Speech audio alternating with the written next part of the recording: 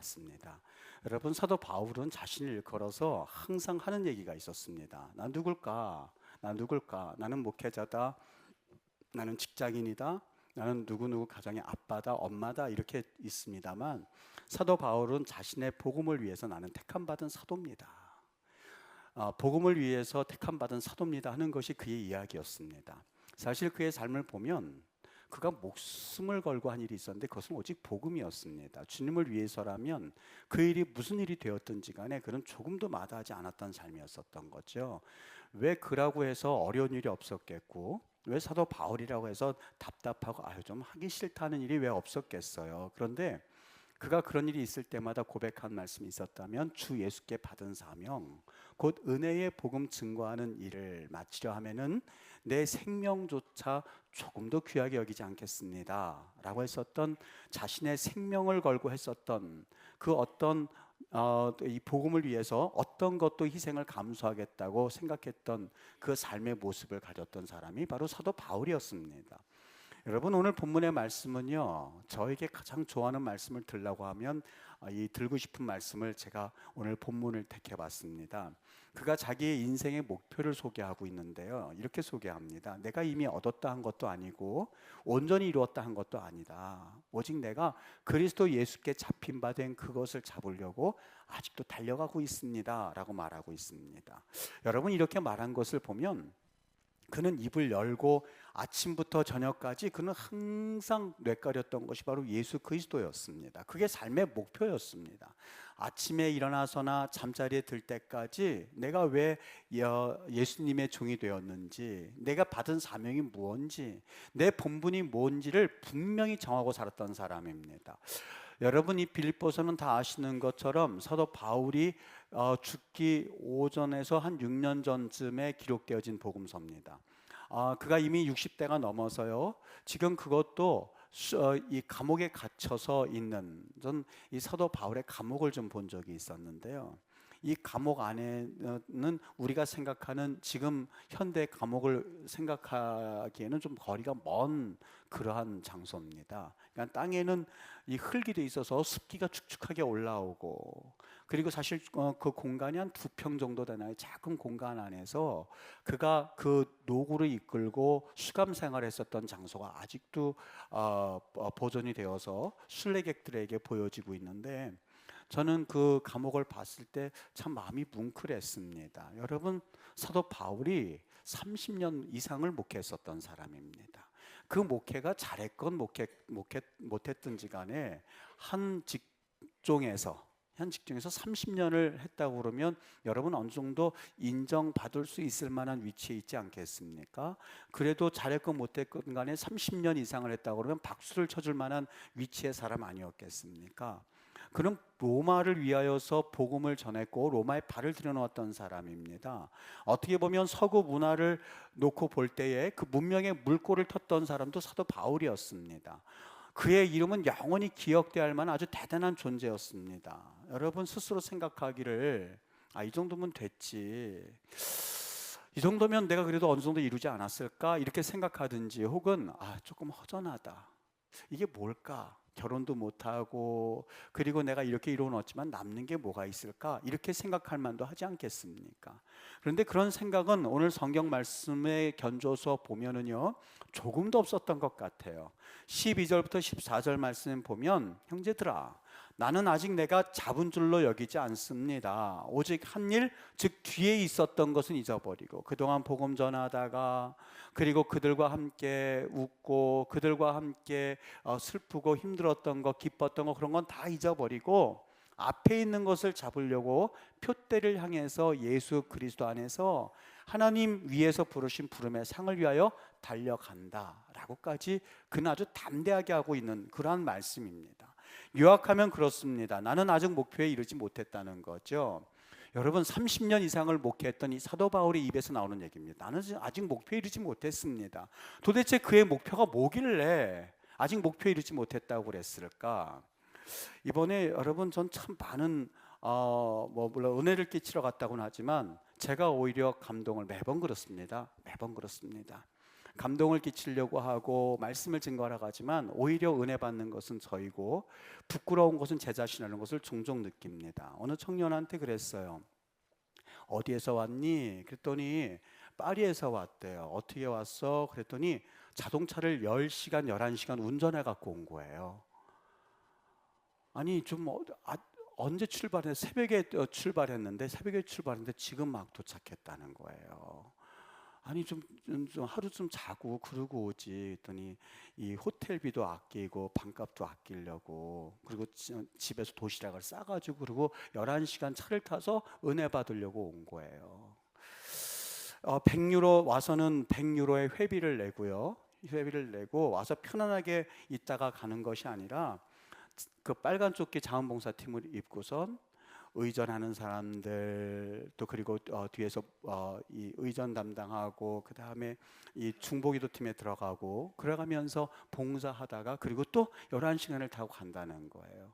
어떤 자매 2명이 붙었어요. 졸졸 따라다녀요. 뭐 하는 거니? 그랬더니 안내해 주면서 목사님을 위해서 중보기도 하는 사람들입니다. 저 설교할 때에 저 뒤에 방에 들어가 가지고요. 뒤에서 중보기도를 하고 있다는 거예요. 어디서 왔니? 모로코에서 왔대요.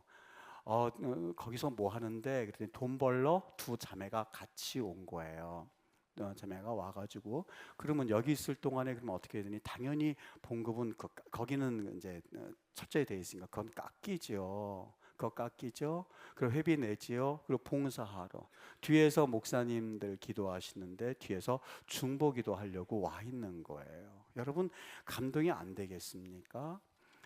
모두 18개 국가에서 와서들 앉아 있는데요. 한 사람 한 사람마다 들어보면 사연이 있고 그 온 나름대로의 그 목적이 있는 것을 봤을 때 참 감동이 됐어요. 신경을 너무 많이 써서 그러는지 이렇게 먹어도 이게 소화가 잘 안 되는 거예요. 잘 못 먹고 해서 조금 먹고 나서 답답해서 이제 소화제를 하나 달려고 조그맣게 나름대로 약국 그래서 해놨는데 가방 하나 들고 다니는 게 다죠. 청년 하나가요. 가방 하나 들고 다니는데 나 소화가 안 되는데 약 좀 하나 달라고 소화제 하나 달라고 그랬더니 절 보고 지병이 있느냐요.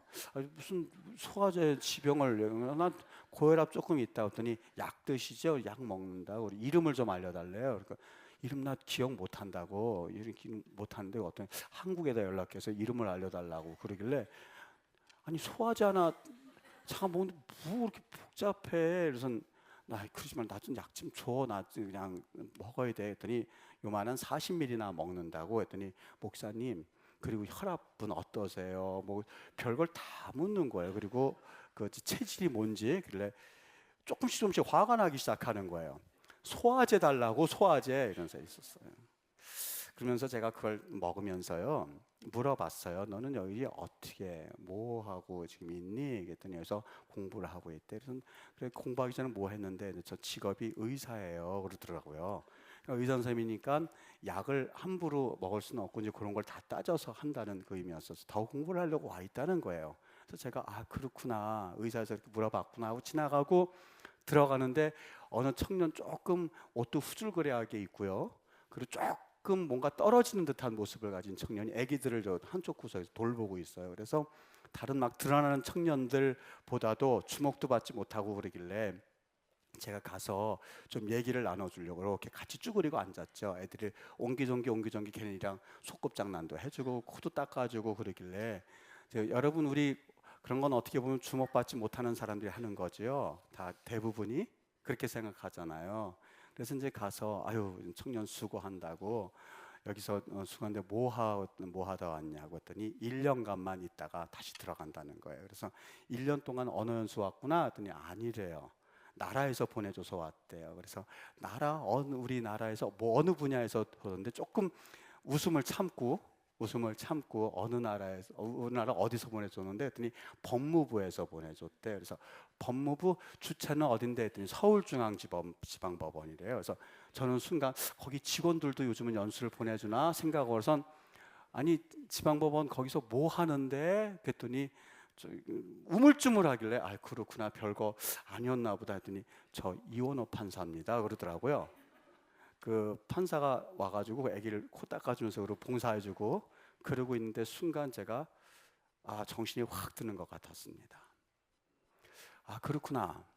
어떻게 보면 그 모든 사람들이 자기에게는 이런 자리에 올라갔으면 좋겠는데 라고 하는 그 자리에 올라갔으면 나름대로는 자신들의 어떤 목적과 야망을 위해서 불태워서도 될 만한 그러한 사람들이었는데, 제가 그 친구들을 보면서 끝내는 자신들이 회비를 내고, 그리고 자신들이 스스로 후원금을 내고, 그리고 헌금도 해가면서 그래서 이 코스타가 운영이 될 수가 있었구나 하는 것을 다시 한번 느끼게 됐습니다. 그러면서 제가 그랬습니다. 말씀 중간에 너희들은 실은 전부 다 보물이야. 그들의 직업 때문이 아니었습니다. 저는 그들 가운데 있었던 그 믿음을 보면서 그들이야말로 정말 보물이라는 생각을 들었습니다. 그러면서 저는 그 청년들이 예수를 잘 믿되 성경의 그 어떤 사람들보다도 예수님을 잘 믿었으면 좋겠다라는 생각을 해보았고, 그리고 앞으로도 그 자녀들이 그렇게 살 것을 생각하니까 얼마나 감사하고 제가 헌신하는 것이 얼마나 자랑스러웠는지 몰랐습니다. 여러분, 사도 바울이 30년간 목회를 하고서는요, 이게 뭔가 좀 허전할 만도 하거든요. 근데 그 사도 바울이 말하는 것을 가만히 들어보십시오. 12절 끝부분에 내가 그리스도 예수께 잡힌 바 된 그것을 잡으려고 쫓아가는 삶이었습니다. 여러분, 그의 삶이 만일 내가 이토록 일을 이루는 것, 그것이 목적이었다면 그는 분명히 허전했을 겁니다. 인생이 두 가지 인생이라고 말합니다. 하나는 그냥 먹고 살기 위해서 사는 인생들이 있다고 그래요. 그 인생들은요, 사실 뭘 누릴 만한 그런 여유조차 가지지 못합니다. 두 번째 인생은 성공한 인생이 있다고 합니다. 근데 그 성공한 인생도요, 사실 자기의 성공을 이루고 나면 인생을 허무하게 느끼는 존재의 단계라고 말합니다. 여러분, 이 사도 바울이 쉽게 말하면 성공한 인생에 속했던 사람입니다만, 그는 단 한 번도 마음의 쓸쓸함이나 절망이나 허망함을 느끼지 않았습니다. 왠지 아십니까? 그의 주인이 예수님이었기 때문에 그렇습니다. 그의 목표는 세상의 성공이 아니었었어요. 그의 완전한 목표는 예수 그리스도를 그리고 예수 그리스도를 따라감, 그리고 예수님과 같이 되는 것이 그의 마지막 목표였기 때문에, 그것이 그의 최대의 목표였었기 때문에 어떻게 하면 주님을 기쁘게 해드릴 수 있는 것인가, 어떻게 하면 그분을 가장 기쁘게 해드릴 수 있을까 하는 것을 위해서 계속 달려가다 보니까 사실상 그에게는 허무함을 느낄 겨를조차 없었던 것이죠. 여러분, 빌립보서 1장 20절을 보십시오. 나의 간절한 기대와 소망을 따라서 아무 일에든지 부끄러워하지 아니하고 지금도 전과 같이 담대하여 살든지 죽든지 내 몸에서 그리스도가 존귀하게 되게 하려 함이라고 했습니다. 내가 살든지 죽든지 내 몸 안에서 나를 통해서 예수님만 존귀 여김을 받는다면 나는 살아도 괜찮고요, 죽어도 괜찮습니다. 내가 사람들에게 무시를 받고 한쪽 구석에서 내가 아이들의 코를 닦아줘도 괜찮고요, 그리고 약통 하나 들고 다니면서 그냥 내 말씀 듣는 사람들을 위해서 일할 수 있다면 나는 그것으로 만족합니다 했었던 것이 바로 사도 바울이었고, 그는 더 나아가서 내가 이걸 위해서 죽어도 상관이 없습니다 라는 표현으로 그의 삶의 목표를 표현하고 있는 것을 볼 수가 있습니다. 여러분, 이것이 바로 사도 바울 선생의 목표였습니다. 사람은 누구나 나름대로 자기의 목표를 가지고 있습니다. 목표가 확실한 사람들일수록 성취도가 높습니다. 그런데 중요한 것이 하나가 있습니다. 골프를 치는 사람이 잘못 치면 공이 엉뚱한 데로 날아가는 것처럼, 여러분, 우리 예수 믿는 사람들의 보편적인 문제는요, 바로 천국을 모르고 하나님 나라를 모르는 데 있는 것이 아닙니다.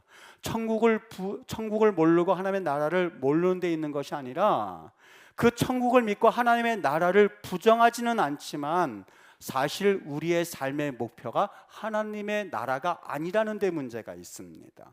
우리들의 궁극적인 목적과 욕심이 정말 이 땅에, 하나님 나라가 아닌 이 땅에 있기 때문에 사실 우리가 여기에 많은 예수님을 믿는다고 하면서도 만족을 느끼지 못하고 기쁨을 경험하지 못하고 삶의 의욕을 잃어버리고 있습니다. 여러분, 우리가 믿지 않는 것이 아니라 부정하지만 있지 않지, 사실 우리는 하나님의 나라를 얻지 못하고 누리지 못하는 경우가 참 많이 있습니다. 저는 우리가 우리 청년들이 다시 한번 하나님 앞에서 하나님 나라에 바로 서 있고 어떤 모양이든지 간에 예수 그리스도께 집중하고 있는 모습을 보면서 제가 오히려 도전을 받았습니다. 우리의 삶이 부요하면 부요할수록, 나아지면 나아질수록 우리 마음 가운데 헛됨과 공허함이 가득한 이유가 무엇이었을까? 그것은 바로 내 안에 예수 그리스도가 최종 목표가 아니었었다는데 그 원인을 찾아보게 되었습니다.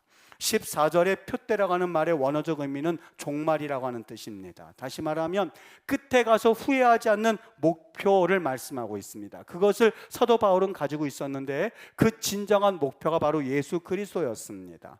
자기의 생명을 걸어도 후회하지 않을 수 있는 목표, 자기의 생명을 다 걸어도 나는 만족합니다, 심지어는 내가 죽어도 만족합니다는 그 목표가 바로 예수님이었습니다. 여러분, 사람의 가치는 바로 그 존재적인 의미에 있습니다. 무슨 얘기냐면 우리 인간은 진흙과 하나님의 영으로 창조되었습니다.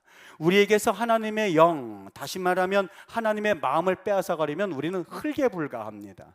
아무리 똑똑하고 아무리 부유하고 세상적으로 아무리 높은 지위를 가졌고 높은 권세를 가졌다 한다 할지라도 우리에게서 하나님의 영을 빼버리면 아무런 가치가 없습니다. 제가 지금 마이크를 여기에 내려놓았는데 저는 이 마이크를 굉장히 소중하게 생각합니다. 그 이유를 아시죠?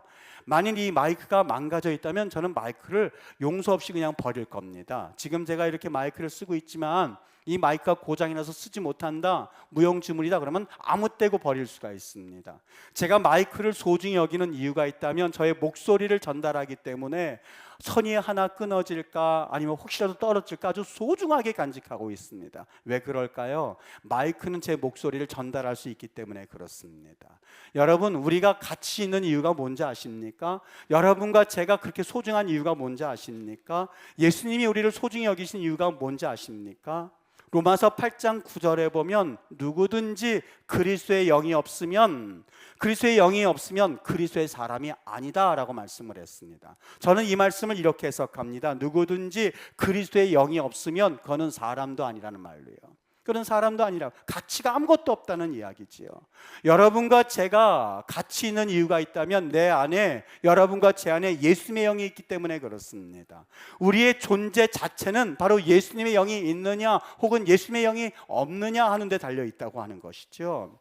여러분, 교회도 마찬가지입니다. 교회가 소중한 이유가 뭔지 아십니까?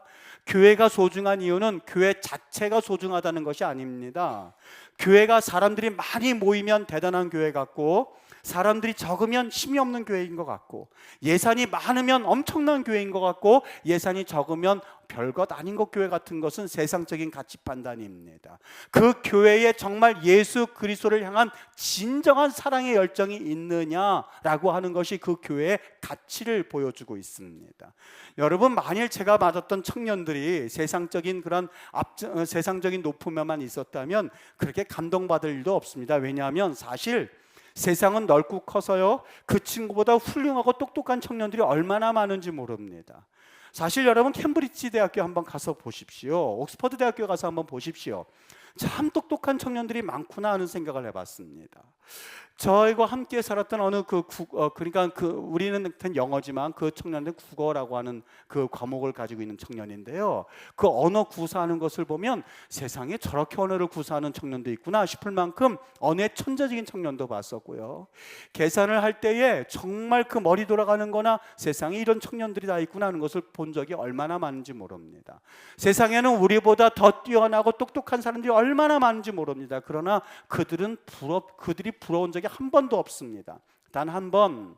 이렇게 제가 너무나 마음 가운데 감동을 받았던 것은 그것에 연연해하지 않고 자신들이 살아가는 목적과 자신들이 그 자리에 있어야 할 이유가 오직 교회와 예수 그리스도에 미쳐서 있는 그 사람들을 볼 때마다 너무너무 부럽다는 생각을 종종 해봤습니다. 사도 바울이 그랬습니다. 빌립보서 1장 21절에 보면 내게 사는 것이 그리스도니 나는 이제부터 살아서 유익하지만 죽는 것이 유익하다면 나는 죽는 것도 마다하지 않겠다고 고백하는 사도 바울을 보면서 그 사람이야말로 예수님께 미친 사람이구나 하는 생각을 한번 해봤습니다. 여러분, 사도 바울은 지금 감옥에 있는 상태입니다. 그리고 그 노고를 이끌고 마지막, 사람이란 그렇지 않습니까?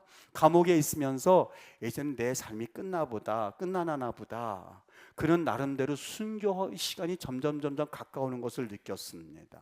그리고 마지막에 빌립보 교회가 핍박당하는 것을 보면서 무슨 말인가는 좀 해주고 싶었습니다. 여러분, 부모로서 자식과 같은 자기가 세운 교회가 핍박당하는 것을 볼 때에 웬만한 사람이 할 수 있는 말이라면, 여러분, 신앙생활 조금은 좀 이렇게 잘 상황을 보면서 하세요. 여러분의 자녀가 끌려가고, 여러분의 직장을 잃어버리고, 그리고 여러분들의 삶이 피폐해지는 것을 보면서 너무나 마음 아픕니다. 내가 웬만하면 이렇게 30년 동안 목회하고 보니까 그래도 사람 살고 봐야 되지 않겠습니까? 여러분, 조금 믿음의 그런 모습을 세상에서 좀 융통성 있게 하십시오. 그럴 만도 합니다. 근데 사도 바울이 빌립보서 4장의 마지막 한 말씀은 그 말씀이 아니었습니다. 성도들아 기뻐하라. 성도들아 기뻐하라. 기뻐하라. 지금 핍박받는 것에 대해서 기뻐하고 조금 더 물러서지 말고 내 안에 예수 그리스도가 사는 그 목적을 위해서 내가 달려가는 것처럼 여러분들도 그 목적을 위해서 달려가십시오. 표대를 향해서 달려가십시오 라고 했었던 것이 사도 바울의 마지막 빌립보서 서신서 4장의 말씀이었습니다. 여러분, 하나님께서 그에게 이런 은혜를 주셨더니 그의 몸에 있는 병도 그를 꺾지 못했습니다. 날마다 새로운 힘이 솟아서, 여러분, 바울을 보십시오. 네로가 이겼습니까?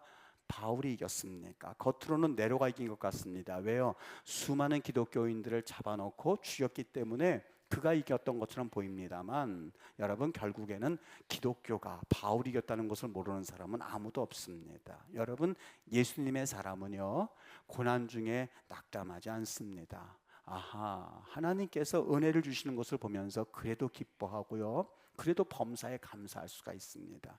그래서 성경에서는 세상이 너희를 감당하지 못한다고 했거든요. 사람을 바라보고 실족하고 낭망하는 모습이 아니라, 여러분, 오늘 본문 말씀에 있는 제목처럼 우리 모두 예수님을 바라봤으면 좋겠습니다. 내가 살아도 먹든지 마시든지 오직 하나님의 영광이라고 외쳤고, 살아도 유익하지만 죽어도 유익합니다라고 외쳤던 그 사도 바울의 그 이유가 어디에 있었을까? 어떻게 해서 그런 말씀을 할 수가 있었을까? 어떻게 해서 자기 것을 다 내어놓고 그럼에도 불구하고 와서 저렇게 봉사할 수가 있을까? 너 이제 어떻게 하니? 그랬더니 목사님 집회 끝났으니까 빨리 더 체육에 들기 전에 돌아가야죠. 어떻게 가려고 그래? 차를 가지고 왔으니 다시 11시간 가려고 그래요. 지금 벌써 2시인데 11시간이면 새벽 2시인데 자고 가지 그래. 목사님 돈 없어서 그냥 저희 빨리 가야 돼 하는데 눈물이 콱 쏟아졌습니다. 이렇게 하고서 은혜 받고 오려고 하는 거구나. 거기서 그냥 봉사한 거였었어요. 아무것도 한 거 없었어요. 봉사하고 그리고 그것으로 만족해하고 또 돌아가서 유학생활 시작하는 모습을 보면서 너무너무 감사했어요. 제가 서서 외쳤습니다. 물론 몇몇 분들도 말씀을 전했지만 여러분 저 아시지요? 저도 유럽 코스탄이었었거든요. 그때 은혜 받았던 그 모습을 가지고 올라섰거든요. 그랬더니 갑자기 눈동자들이 달라져요. 왜냐하면 저분도 유럽 출신이구나, 저분도 우리의 고생을 알겠구나. 알죠? 여러분, 지금 같이 있으면서 어떤 고생인지 굳이 안 말해도 알지요? 저 일주일 동안 영어는 고사하고 한국말도 한 번도 안 할 만큼 정말 미칠 것 같은 생활이었습니다. 그리고 여기 얼마나 거룩과는 상관없이 살아가는 땅인지 알지요? 자다가 벌떡벌떡 일어나서 그냥 그 같은 기숙사 내에서 벌어지는 일들 때문에 잠도 못 자고 나왔던 적 한두 번도 아니에요. 여러분 아시지요? 그럼 우리는 싸워야 되는 것도 아시죠? 거룩이 무기라는 것 아시지요? 했더니 그 말에 펑펑펑펑도 울어요. 제가 그 모습 보면서 아유, 너희들도 그렇게 고통이 있었구나. 마음을 알아주는 것 때문에 본인들이 그 마음 때문에 녹아지는 것 같았었어요. 여러분, 그것이 바로 우리가 사는 목적이었다. 바로 예수 그리스도입니다 라는 말씀을 가지고 같이 은혜를 나누고 돌아왔습니다. 여러분, 주님께서 제게 이렇게 아름다운 정말 성도들과 함께 같이 신앙생활을 하게 하시고 또 담임 목사를 어로서 하는 것이 저한테는 큰 영광이고, 그리고 우리 성도님들이 기도해 주셔서 얼마나 감사한지 모르겠습니다. 그리고 그 청년들이 다시 한번 힘있게 다시 한번 그렇지, 영적으로 싸워 나가야지, 예수님 위해서 살아야지 라는 결심을 가지고 또 11시간 12시간 그 차를 타고 돌아가는 그 뒷모습을 바라보면서 내가 목회자로 결심한 게 참 잘했구나 하는 생각을 또 한 번 해봤습니다. 너무너무 감사했습니다. 우리 사랑하는 성도님들께서 한 주간 동안 사실 때에 여러분 무엇을 위해서 살까? 물론 돈을 벌려고 사는 것 있어야죠. 돈 벌어야 살죠. 직장에서 열심히 일하는 것 분명히 그러고 사셔야죠. 게으르지 마셔야죠. 우리가 이 땅에 살고 있으니까는요. 여러분, 그런데 지혜롭고 아름답고 훌륭하고 행복한 삶을 사는데 꼭 이것들이 있어야만 그런 삶을 사는 것은 아닙니다. 예수님 붙잡으셔야 됩니다. 예수님 붙잡으셔야 됩니다. 예수님께 좀 더 욕심을 내셔야만 합니다. 우리 몸에 예수의 흔적이 남을 만큼 여러분의 삶의 위치에서 먹든지 마시든지 학교에 가든지 돈을 벌든지 아니면 직장 생활을 하든 무엇을 하든지 간에 오직 예수의 영광, 교회의 영광, 교회의 영광, 이것만 집중한다면 여러분 정말 행복해질 수 있습니다. 사는 것이 행복하고요, 내가 투자하고 내가 헌신하면서 그게 기쁜 거예요. 그게 너무너무 기쁜 거예요. 남들이 몰라주면 어때? 날 바보라고 알면 어때? 그냥 애들 코 닦아주면서도 속으로는 난 이걸로 만족해. 너 뭐하고 왔니? 그러니까는요, 정말 부끄러운 듯이 말했어요. 저기요, 저 판사인데요. 그런데 부끄럽듯이. 제가 참 마음에 감동을 많이 받았습니다. 사랑하는 여러분, 예수님 위해서 핍박받으시는 거, 예수님 위해서 바보 소리 듣는 거, 아유 얼마나 할 일 없어서 저렇게 잘하고 있나, 그런 소리 듣는 거 자랑스러우셔야 됩니다. 그게 우리의 삶의 목적이 되셔야만 합니다. 한 주간 정말 그분과 동행하시고 예수님으로 인해서 참 너무 좋다, 내가 그래서 존재하는 의미가 있구나, 이것만 느끼실 수 있다면 정말 우리 행복해지실 수 있습니다. 이런 귀한 행복의 은혜가 여러분의 삶을 충만하게 채워주는 그런 복된 한 주가 되시기를 주님의 이름으로 간절히 축복합니다. 기도하겠습니다.